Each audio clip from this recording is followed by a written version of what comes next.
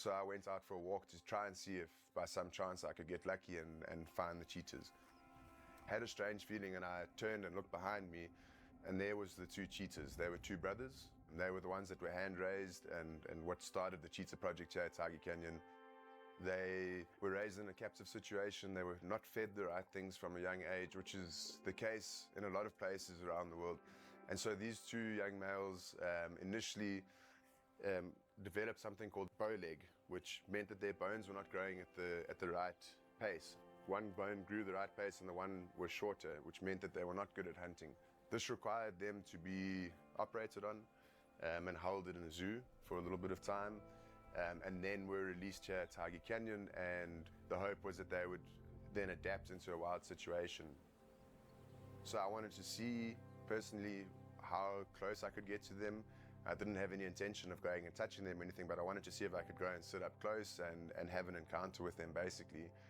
And as I started walking up, they started purring. And I couldn't believe my ears. I thought that I was going a little bit crazy, to be honest, but they started purring.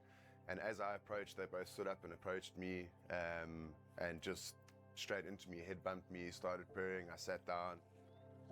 But that feeling, nobody had told me that. So that feeling was just profound. It was out of this world, the time that I had with them there.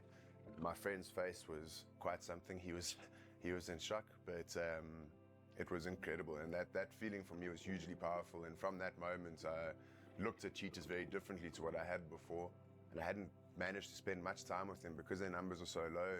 I hadn't spent much time with cheetahs in a wild situation, and it's evolved from there, but that was a hugely powerful moment for me.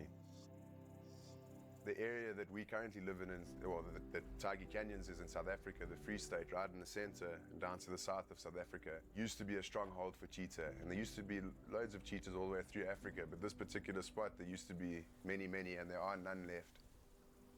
Unfortunately, humans are taking over.